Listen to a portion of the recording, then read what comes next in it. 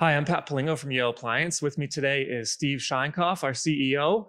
Today we're starting our Appliance 101 series designed to help you navigate your next appliance project. Whether you haven't shopped for appliances in a while or you just want to stay up to date on trends, this series is designed to help your project stay on time and on budget. First up, we're going to talk about how to start your appliance project.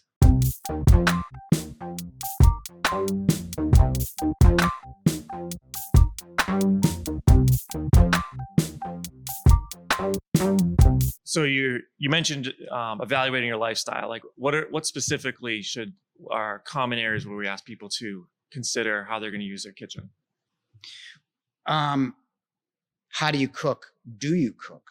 I mean, obviously, the less you use your appliances, the more options you have. What's important to you in a kitchen? Like, I'll give you, for example, microwave's always a good question to ask. We're not placing any, really the hard part, we're not talking about how to start, but hard part is like the massive array of secondary cooking options. Like, where do you put a microwave? Do you put refrigerator drawers? All those are kind of ancillary questions. We all know we need a stove. We all know we need a refrigerator. We all know we need a sink and dishwasher. It's that secondary part that you think about, but that's not really how you start. Typically what I always do, or what I recommend, and Dennis, our sales manager, takes a different approach, but I always look at what you use most. And what you use most is not an appliance, it's a sink. Think about where you are most of the time. You want to put your sink, your cooktop, and your dishwasher kind of in what the old timers call the kitchen triangle. You don't want to move any more than one step for those. When you think about it, it kind of makes sense. Like if you do cooktop and wall ovens, I mean, the wall ovens can be anywhere. I mean, you're not checking your Thanksgiving turkey you're not stirring it every 20 seconds like you are in a cooktop. Mm-hmm. Whether you centralize in a stove or wall ovens, if you look at a refrigerator, it's the same thing. Refrigerators, you're in your refrigerators once or twice. I mean, you're not stirring anything like you would on a cooktop. So really, that's where you want to start. I would start at a sink and move into cooking. Cooking is the only real variable versus the secondary stuff we could talk about of centralization with a stove, or do we do cooktop and wall oven? And that is the one thing that the cabinet maker really needs, because most refrigerator cabinets are going to be typically suburban, is going to be 36. Your dishwashers are always 24. There's some 18s in some urban environments, but most of the dimensions are standard other than cooking. Cooking changes the whole flow of your kitchen. Yeah, cooking is most important. Getting that settled early in the process. So what are some of the pros and cons of that range versus wall oven cooktop setup? First of all, you have to know what your space is. We're talking about a galley kitchen or a small kitchen. I mean, you're probably not going to do wall ovens. You're talking about centralization or having everything in one space versus wall ovens. So, the beauty behind a wall oven is you can customize your cooking a little bit more, maybe put a steam oven over a single wall oven. You're not bending. The older you get, I mean, everyone, this business is driven by like that heavy Thanksgiving bird, but you're not bringing it from your knees up. You're bringing it from your waist. So it's much easier for wall ovens that way. Plus you get steam ovens, drawers and everything. You can get them in bigger pro ranges now, but in a 30-inch, and you're centralizing the cooking, you're not getting the options you can get a wall oven. But ergometrics and features are really the decision between the two. And space, obviously. Everything is requisite about how much space you have. And once you narrow down your cooking, ventilation becomes an important consideration. We'll go into depth on ventilation because it deserves its own topic, and we'll do that in the future. But what are some of the bullet points to consider for ventilation? Well, venting is probably what it's done the most wrong. And you can always tell when you do venting wrong is if your fire alarms go off if your house smells like the last thing you cooked. So really there's a few variables that you have to know is CFM, and everyone pretty much gets that right. Everyone knows CFM is cubic feet per minute, or how many cubes of air go through a hood in a 1 minute's time. The more, the better. We can talk about internal inline or external some other time. But typically, if you're cooking a lot on burners, I would recommend a 600 CFM. If you have grills, griddles, if you do a lot more stir frying, you would need more than 900 or 1200. You can still get it inside or outside. But the one dimension of ventilation that people get wrong the most is capture area. I mean, that's why I am a fervent opponent of downdrafts, because downdrafts have no capture, like a little slab. So if you're cooking a lot, what you want to do is you want to make sure that you have depth of 24 inches or greater, because if you burn something, or if you're stir frying, griddling, or doing what's called high volume cooking, the smoke gets channeled and then gets evacuated by the blower. Now, back when I was young in this business, like an eon ago, people would do all sorts of crazy things. So the other two variables that are overlooked is the venting run. People used to put in elbows where they change the direction of the duct. And if you do that more than 2 times, I mean, the static flow goes down to almost nothing. So you really want to focus on the ventilation going either straight up out of your house where gravity takes you, or you want to go straight back. One of those two. If you're doing any more than one elbow, which is why I don't like downdrafts, because it's pulling everything down with no capture area, elbowing on a long run. It's destined not to work. So that's the third element. And the fourth one is really easy. It's duct size. I mean, I mean, this is going back away, use drier ducts. They're 4 inches. It won't capture the volume. Especially when you're at studs, you're doing new construction, the bigger the vent you can make it, it doesn't really do anything. 8 to 10 inches would be good. I think sizing is really important and somewhat overlooked. Yeah. And that's really how you vent. It's CFM, capture, flow of the duct, and ductwork. Yep. Yeah, ventilation definitely deserves a lot of thought, and we'll do a deep dive on that in the future. And for people in Massachusetts, you get makeup air laws we can talk about later. If anything over 400 CFM need to make up air on the other side of kitchen 10 feet, but we can talk about that some other time. And so one last appliance category that's really important to consider is refrigeration. Sure. There's so many types available now, so we want to just briefly talk about options available for refrigeration. Okay. Well, first of all, you buy refrigeration by cabinet size. Appliances follow cabinets, so it's really hard to get something wrong. It's harder to get a refrigerator in because it didn't fit up the stairs than fit in your kitchen. So really, if you're talking about new or old, most cabinets, well, since I've been here, follow basically 24 for smaller, 30, 33. 36 is the most common. When we talk about the cabinet, the refrigerator fits in the cabinet. 42 for the larger ones, and 48, and then you get multiples when you talk about that. Now, there's different configurations. There's top mount, which is typically the smaller dimensions, less expensive. There's side by side, which was back in my day like the Prestige refrigerator, which is followed by French door, and it's many iterations of French door, 2 drawers, multiple kind of ways. And then you have the different kind of styles. You have standard depth, which is typically on a bigger refrigerator will be anywhere from 33 to 36 inches. So that's where most of the bigger kind of standard refrigerators are at, like 28, say 26, 28 cubic feet.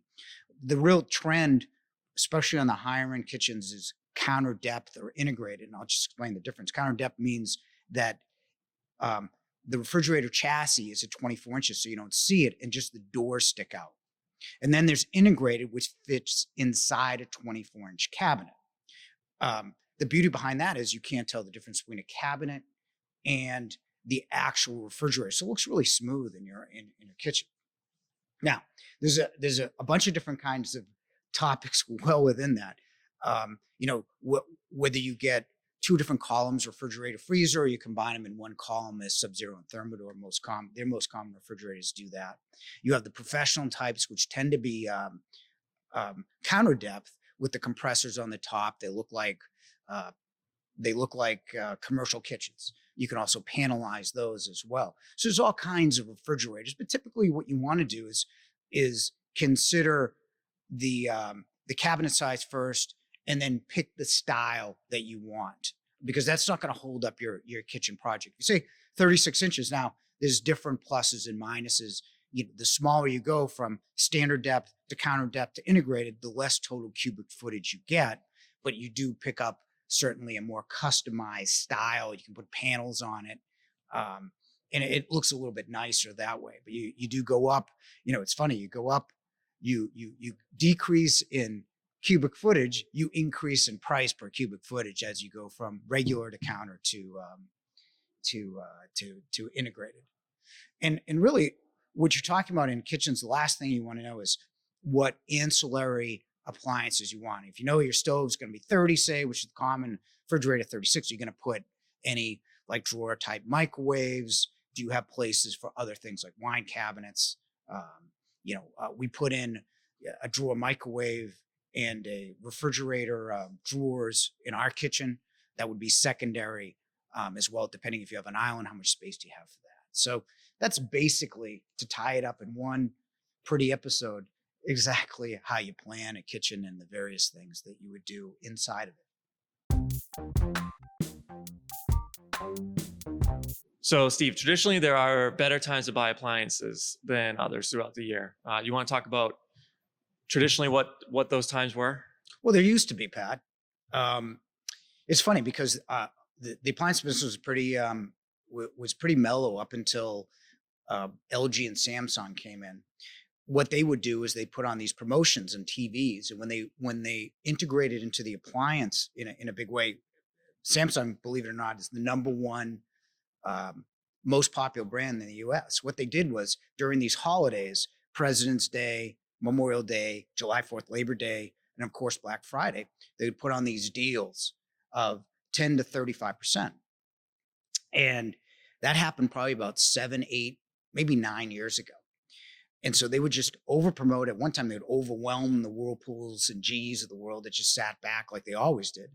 So now every holiday became a time to buy appliances. We'd send emails out saying, hey, your quote just today decreased by 35%. We wouldn't know until a week or two before. But now, with so much supply chain disruption, the manufacturers don't have enough product. So one of the things they did is cut back on promotion. So the strategy to buy appliances is really, whereas before you would look at 6 or 7 brands, or before you would lock into, say, a Bosch dishwasher or something. Now you want to lock into 6 or 7 features that you want, and then look at brands, because every company has disruption in certain key elements. We mentioned Bosch dishwashers, and I love the brand, but they haven't produced a dishwasher under $1,000 for almost a year and a half. So if you're looking for a Bosch dishwasher at $900, you're probably not going to get one.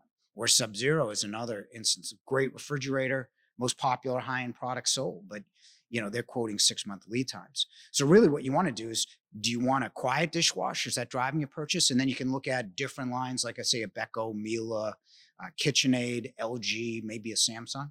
Are you looking for a built-in refrigerator? Do you look at a True, a Thermador, a JennAir? It depends when you need it. Now the best time to buy appliances is when you can actually get the things you want or the features you need, and really take delivery fast. Whereas before you would get the promotion, buy the products, and then have them delivered elsewhere, sometime else. So it's way different.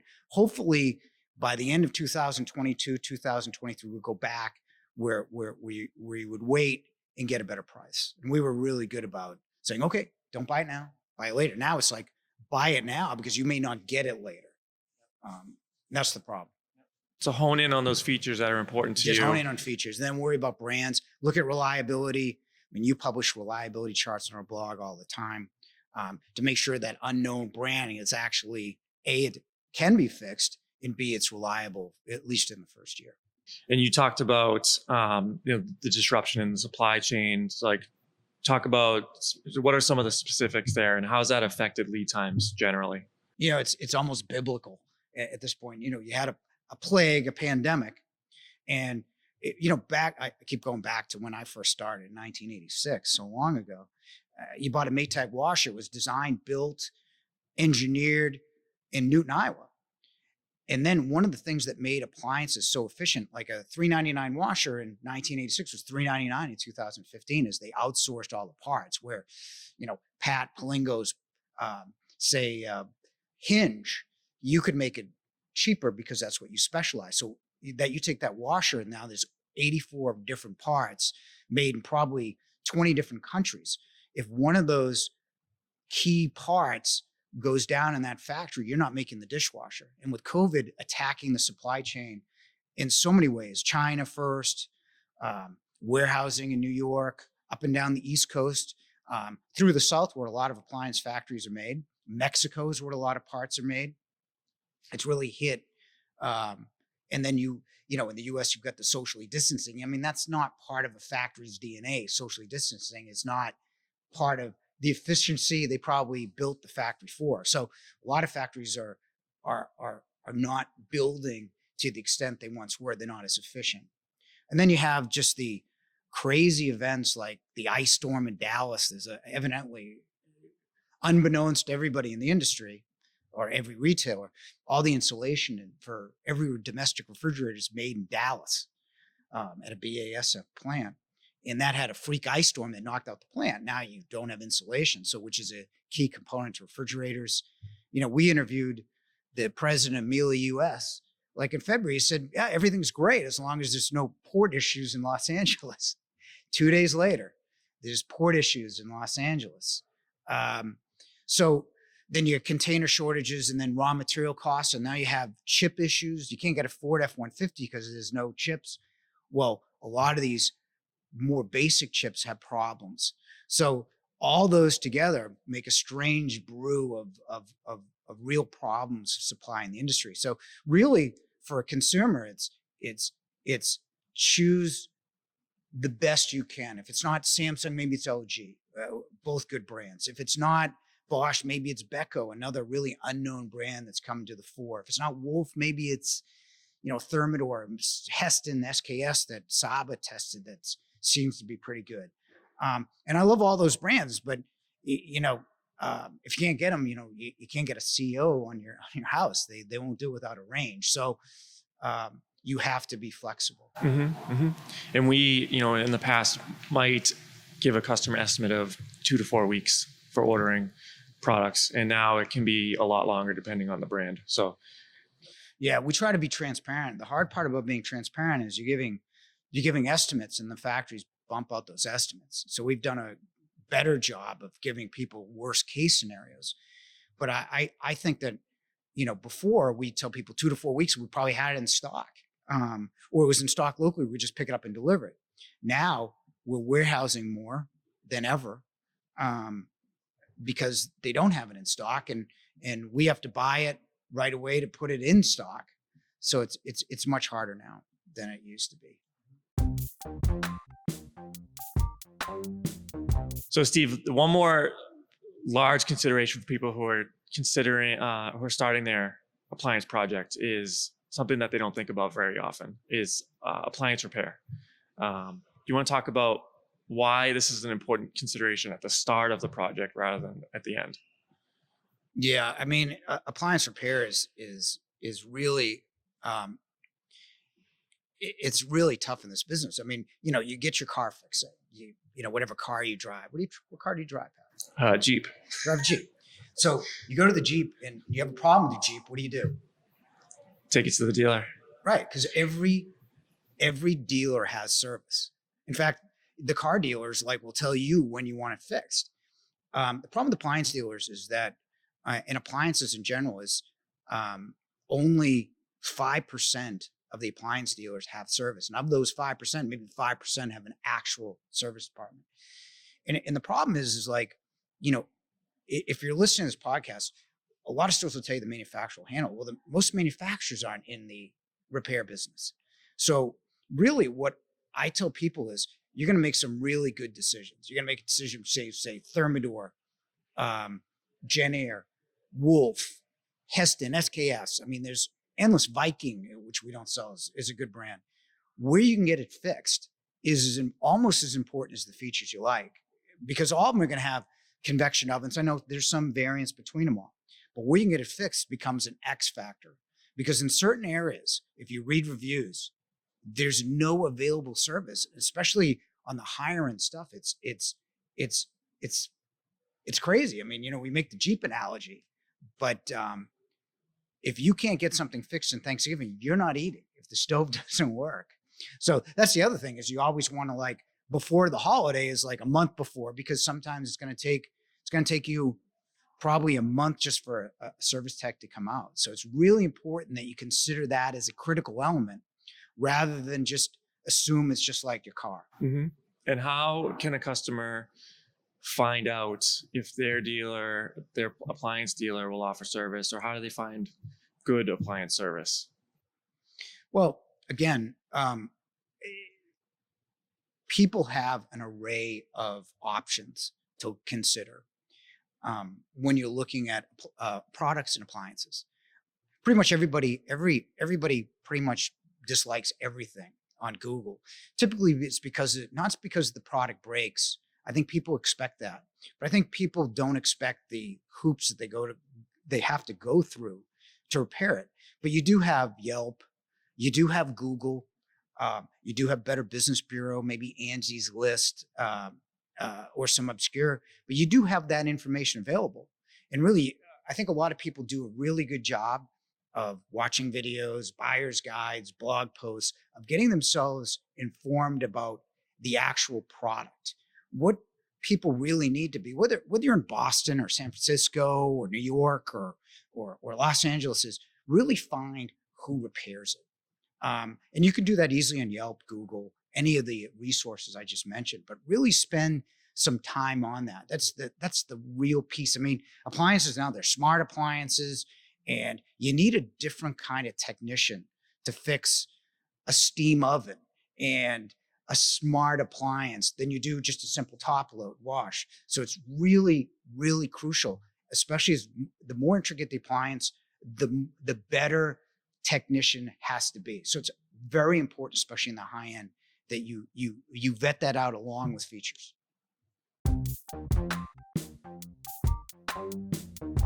Today we covered how to start your appliance project, which appliance categories are important to consider. We talked about the importance of considering appliance repair early in your project. Next time, we're going to talk about the difference between ranges and professional ranges, dive more into cooking. We're going to talk about renovation mistakes to avoid, and we're going to talk about how long it's going to take to get your appliance delivered once you purchase. If you liked what you learned today, please subscribe, and we'll see you next time.